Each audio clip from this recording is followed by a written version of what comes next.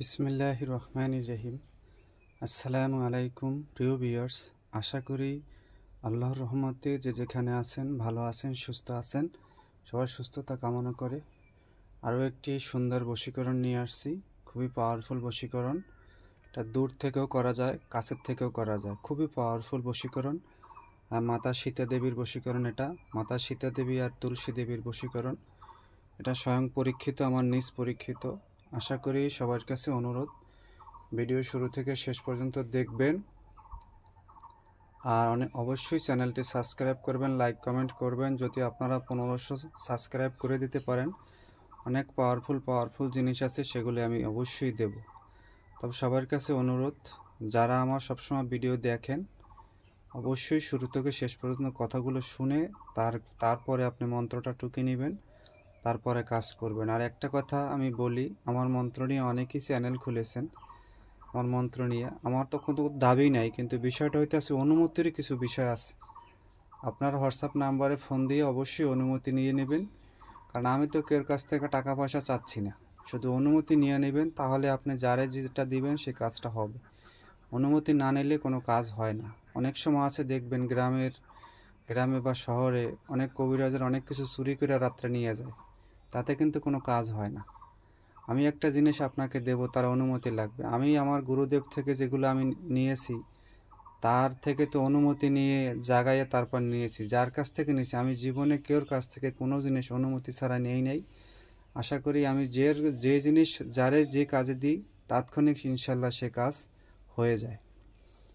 সবাই ভালো থাকবেন। আমি এদিকে আর যাচ্ছি না। আজকের এই সরিষা চালান যত দূরে থাকুক সেটাও করতে পারবেন এবং কাছের থেকেও করতে পারবেন। 5টা নিয়মে এই সরিষা চালান কাজটা করা যায়। তবে শ্মশানে বসে যদি করেন তাহলে সেটা একরকম, বাড়িতে বসে যদি করেন সেটা একরকম, নদীর পাড়ে বসে যদি করেন সেটা একরকম। আমি দুইটার নিয়ম আপনাদের বলে দেব। একটা হলো, শনি বা মঙ্গলবার বহনের কাস্টমার হইয়া বাজার থেকে সরিষা কিনে নিয়ে আসবেন। সেই সরিষায় এই মন্ত্রটা 11 বার পরে 11টা ফু দিবেন। প্রতিবারে সরিষায় ফু দিবেন আর সরিষা হাত থেকে নাড়াবেন। যেখানে ফলনি শব্দ আছে ওইখানে ফলনিকে ফলনার কাছে দাও এনে, এই শব্দটা প্রথমে মেয়ের নাম, তারপরে কিন্তু ছেলের নামটা বলতে হবে। তারপরে সেই সরিষা মেয়ের গায়ে যদি ছিটে দিতে পারেন, কাছাকাছি যদি হয়, আর কিছু সরিষা বাসায় এনে মাটির পাতিলে এরকমের মাটির পাতিলে আগুনে আপনি টালবেন।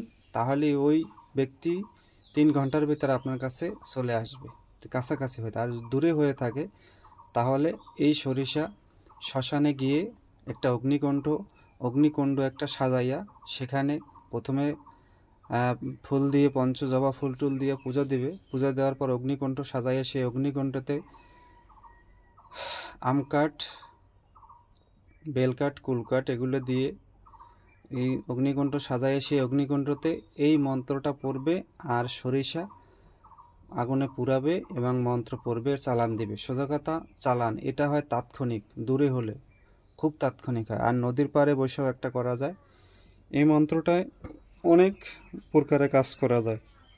এটা স্বয়ং সিদ্ধি একটা মন্ত্র। এটা দেখে দেখে পড়লে আপনার কাজ হবে।